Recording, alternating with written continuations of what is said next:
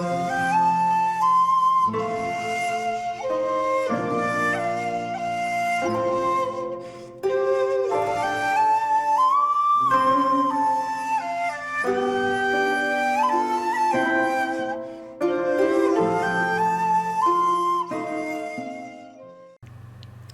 there, this is Solitaire from Solitaire Films, and welcome to another Top 10. Today's Top 10 is Hal Hartley. He's an independent filmmaker that I first got into in the late 80s, early 90s. And he's still making small independent films that generally don't get a lot of exposure. His films are kind of unique as far as his language and the way his actors deliver his lines. He's one of those directors that doesn't allow any deviation from the script. Some of the actors he's worked with who went on to do other films were actually surprised that other directors let them change things, because Hal Hartley, pretty much what's on the page is what's spoken. His framing and shot composition is very theatrical and almost musical as far as it's choreographed. Characters will cross over between each other, they'll walk round each other, and his compositions are always really interesting. His earlier work has a great kind of life and energy about it. It is kind of more brightly lit, and his later work is kind of darker, more kind of political, and more kind of, I wouldn't necessarily say nihilistic, but more kind of aware of what's going on in the world. His films are generally funny. Again, a lot of it is to do with the delivery.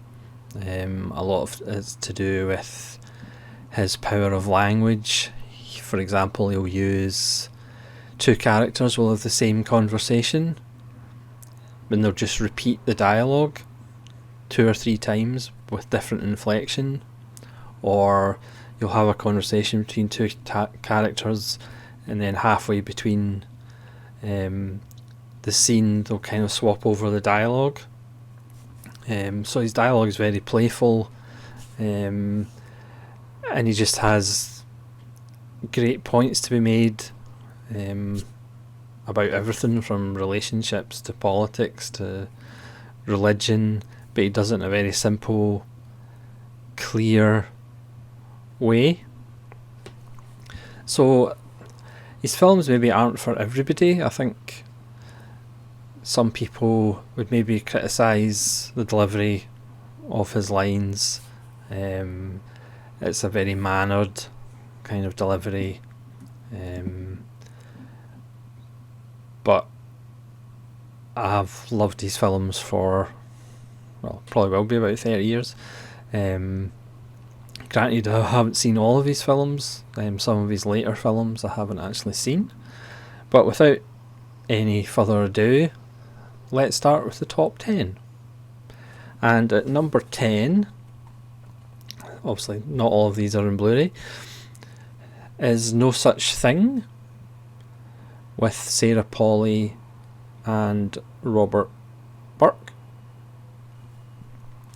Now, this is a modern telling of Beauty and the Beast. Sarah Polley goes to Iceland to find out what happened to her fiance, who was a cameraman who was looking for the this mythical beast that people had reported, and she's in a plane crash. She's the only survivor, and she ends up finding Robert Burke's character, who is the beast, and it's essentially about celebrity. She goes back from the magazine she works for, and the whole film is essentially about celebrity and kind of notoriety. It also stars Helen Mirren and Julie Christie, and it's not obviously his best film because it's at number 10, but it's an interesting little film about a kind of twist on a story that we're all kind of familiar with. Again, it's probably not the film to start if you're new to Hal Hartley, but it is an interesting little film. It's a great performance by Sarah Polley. I should say that Hal Hartley does have, he started with a kind of core of actors that he knew from the theatre days, but I'll kind of talk about them as we go. And Robert Burke is one of them, who bizarrely was going to be a carpenter before he started with Hal Hartley. So at number 9 is a film called Fay Grim, and this is the middle of Henry Full trilogy. Now these box sets are from halhartley.com. They are quite expensive, but it's Hal Hartley. So this is the middle film in the trilogy, which will probably be easier to explain once I get further up the list. But this stars Parker Posey as Fay Grim, and she is the mother of Ned Rifle, who is obviously the son of Henry Full. Yeah, this is going to get really complicated. And the sister of Simon Grimm. So this film is about, this happens after the first film in the trilogy, strangely enough, and this is Parker Posey trying to find Henry Full, the father of her child, and she gets drawn in by the CIA. Jeff Goldblum is a CIA agent, to track down his confession, which is a bunch of books that he wrote, which in the first film we all believe is just gibberish, whereas it comes to light in Fay Grim that he's actually some kind of covert operative and has lots of government secrets hidden within this volume, or these volumes of books. If you're confused, don't. It's confusing. So it really forces you to go back and watch the first film in the trilogy, because despite the fact we thought Henry Full was talking a load of nonsense, he was actually telling the truth.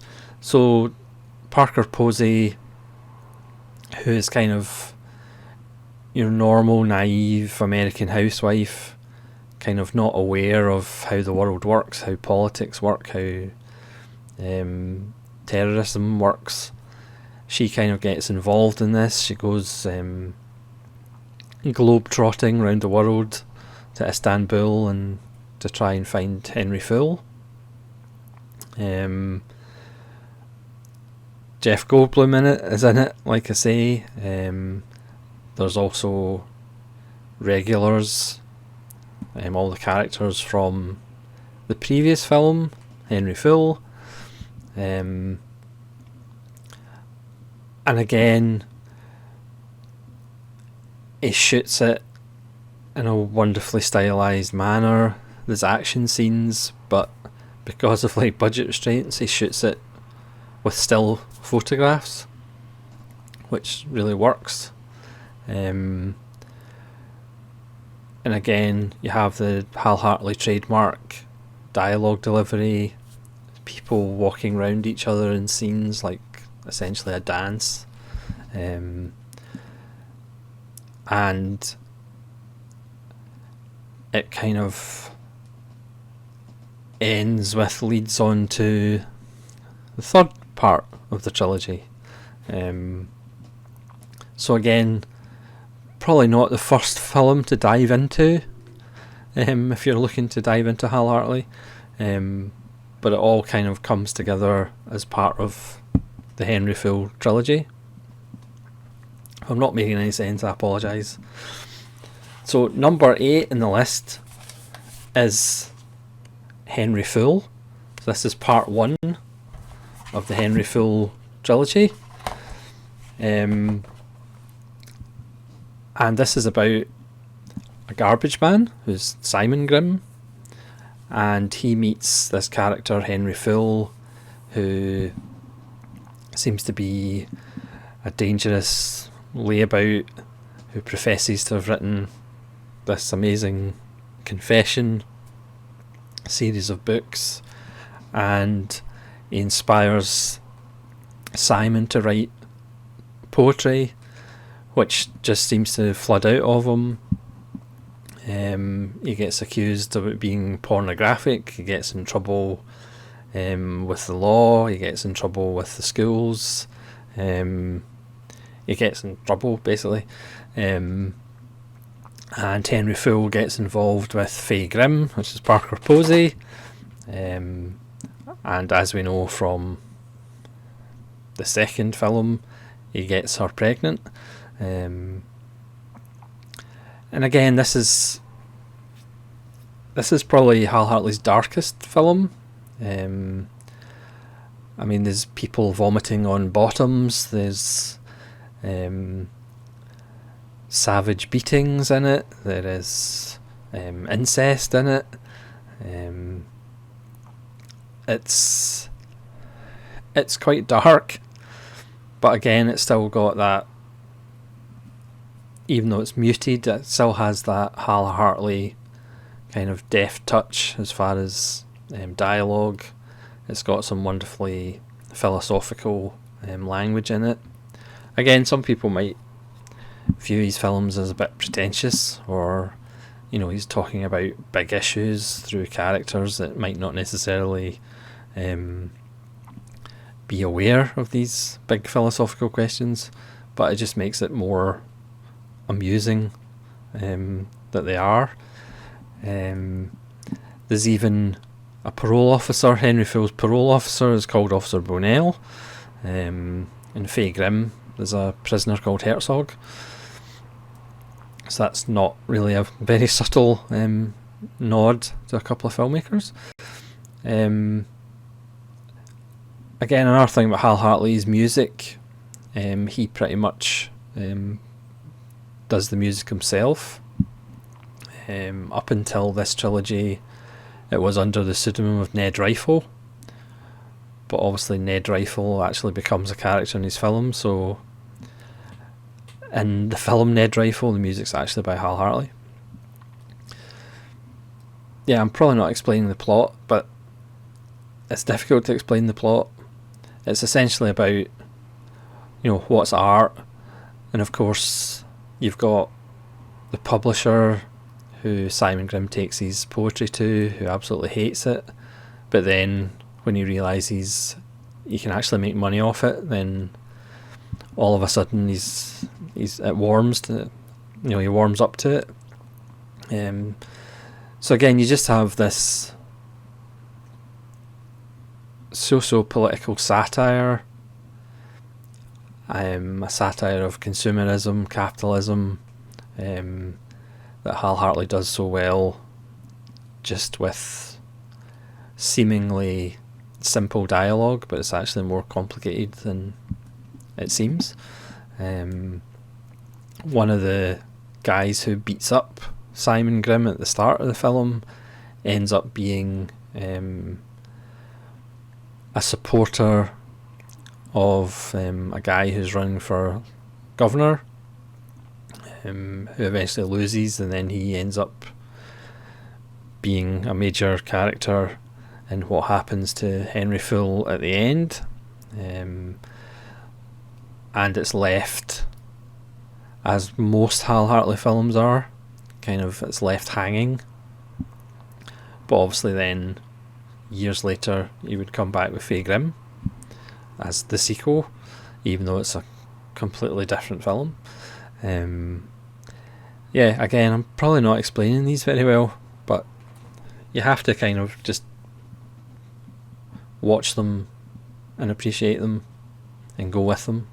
The Henry Fool trilogy probably isn't the best place to start, like I said, but certainly if you like Hal Hartley's other films, then obviously go to the Henry Fool trilogy after that, even though it is darker than his earlier work. So number 7 is the final part of the Henry Fool trilogy, and that's Ned Rifle. It's the same actor who plays the son.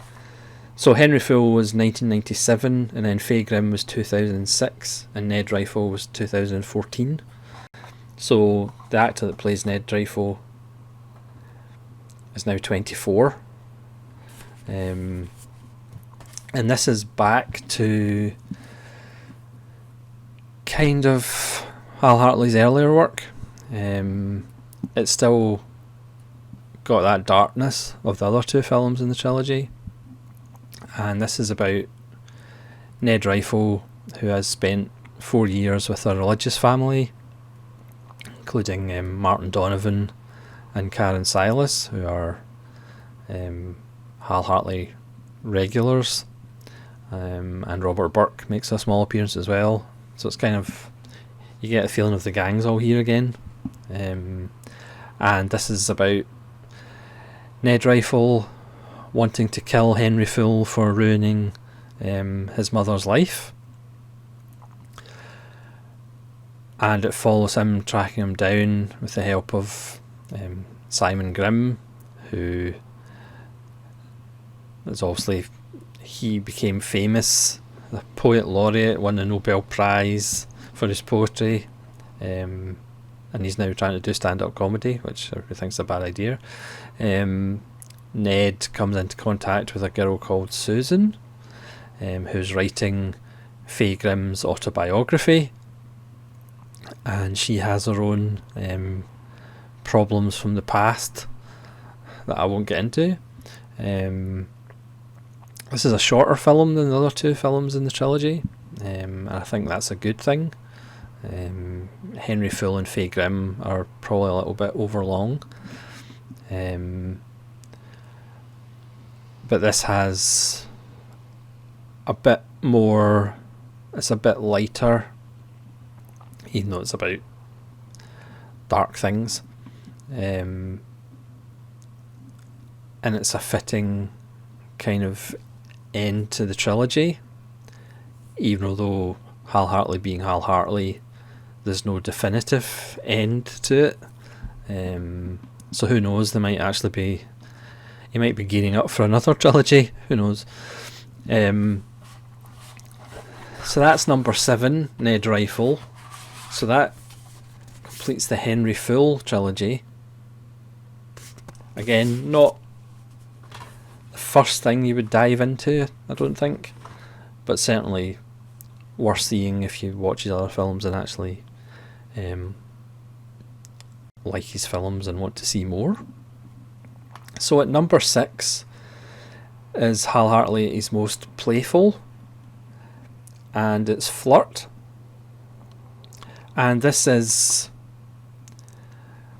he did this as a short and then actually turned it into a feature. It's still not that long, I think it's only about 70 odd minutes, I think. Sorry, 83 minutes. It was quite short. And this is essentially the same story told 3 times, the exact same script done 3 times with different characters, and it's in New York, Berlin and Tokyo, and it essentially tells the story of a flirt. So in New York it's Bill Sage, who is in love with Martin Donovan's wife, and then things happen which I don't want to spoil, and then it goes to Berlin and it's a gay guy who is in having the same relationship problems, and then it goes to Tokyo and it's Hal Hartley's real girlfriend at the time, and Hal Hartley actually makes an appearance, and again it's really playful, it's light. Again, you don't think it'll actually work, but it does work, because again it's just 3 different versions of the same script, and there's just slight differences, and obviously the deliveries but again it's this universal theme of relationships and what's true love and what's just superficial, and it's just played wonderfully, directed wonderfully. It will just put a smile on your face, and that's all there is to it really. It's just a nice little playful, experimental film, and I would highly recommend it. So at number 5 is a film that's too short to be a short and not long enough to be a feature. It's Surviving Desire, which stars Martin Donovan as a college professor who falls for one of his students who works in a bookshop. And again, it's just wonderfully witty, it's lightly done, it's about her falling for the idea of him rather than him, him falling for her even though it's never actually going to work. He doesn't really know what she wants, and characters come in and out of it, and again the thing with Hal Hartley films is they're not big on plot, it's more about character. There's even a wonderful dance routine in the middle of it, just an impromptu dance routine which just puts a smile on your face. So I mean, Hal Hartley films are about reality, but they're also about a non-reality, a hyper-reality.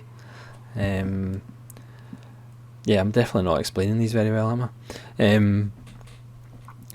All I can say is it's a wonderful, I think it's only 53 minutes, but it's a fantastic 53 minutes.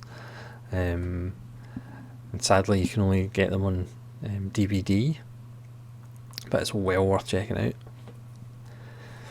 So at number 4, 3 and 2 are part of his Long Island trilogy, and number 4 is The Unbelievable Truth, and this is again a box set from halhartley.com.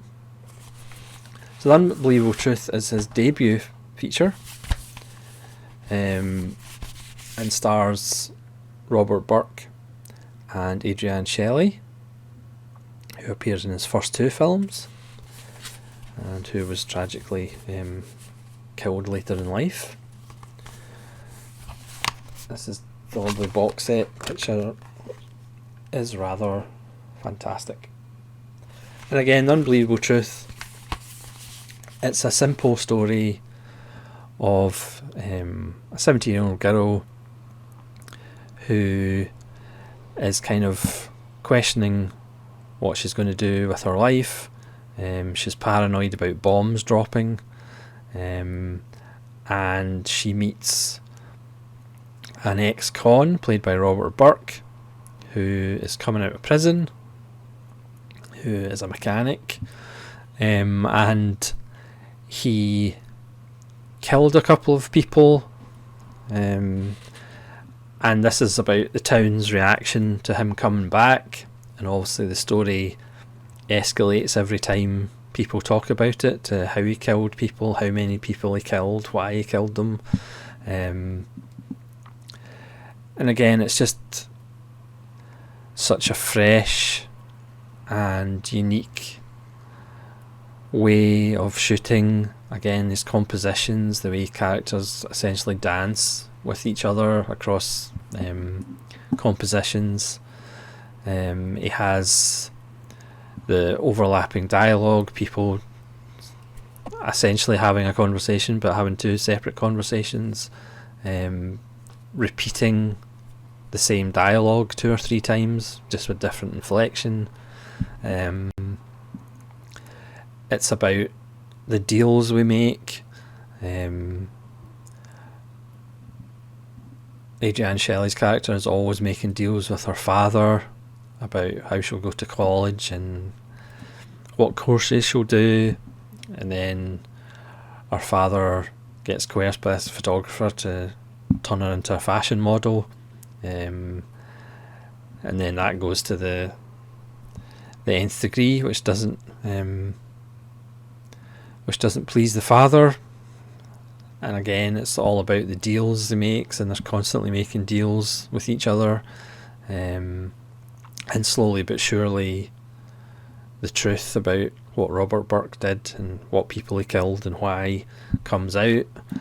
And it's just a lovely little film that, if you have never seen anything like it, it's just so fresh and different.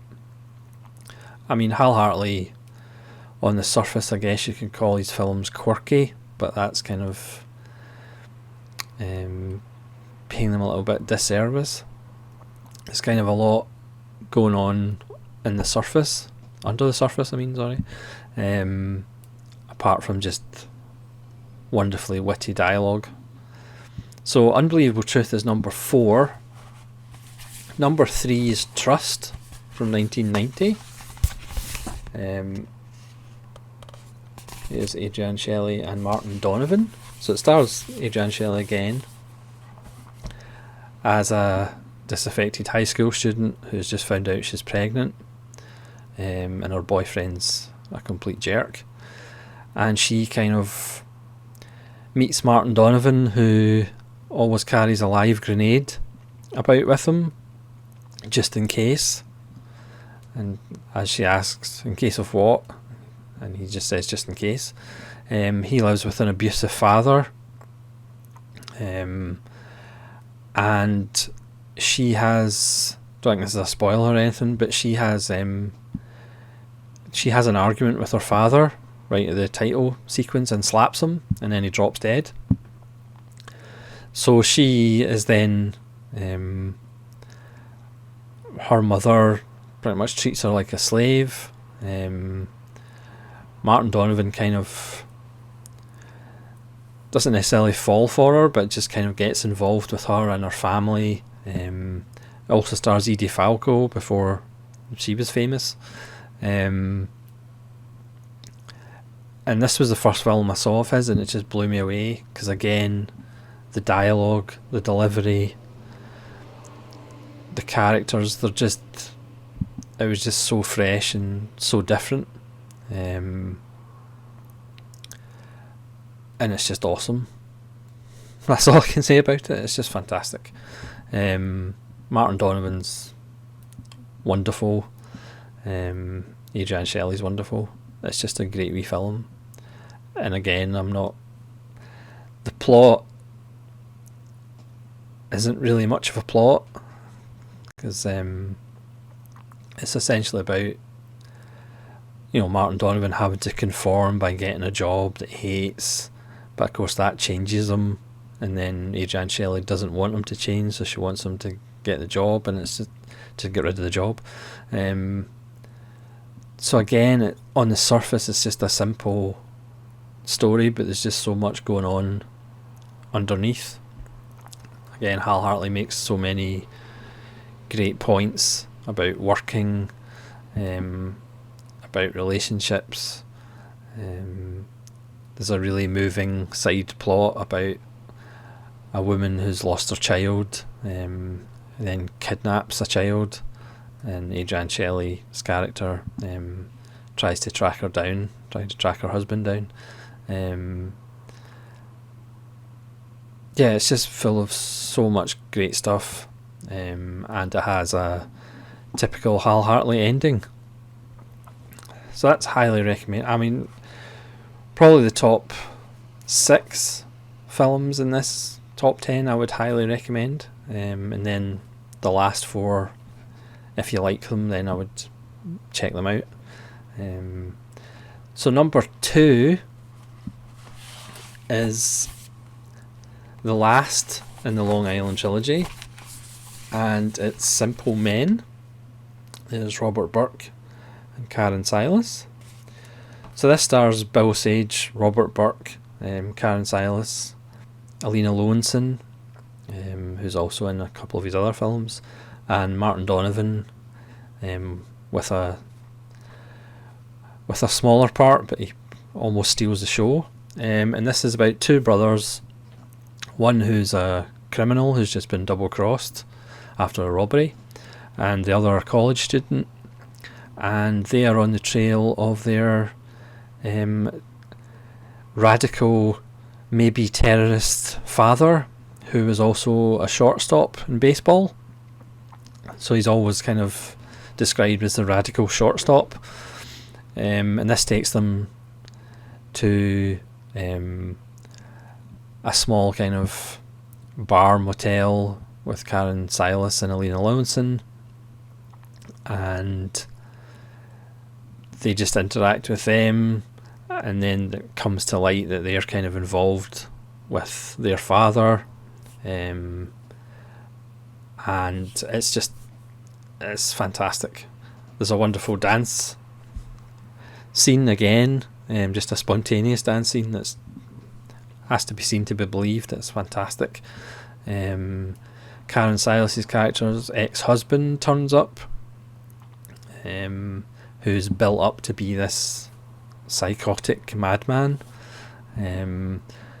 There's also Damien Young, who appears in another Hal Hartley film as a sheriff who's recently had a breakup with his wife, and he just waxes philosophically about relationships, which is quite hysterically funny. And again, it ends in a typical Hal Hartley ending, but it's actually quite moving. And again, all these elements just come together, and it's just absolutely fantastic.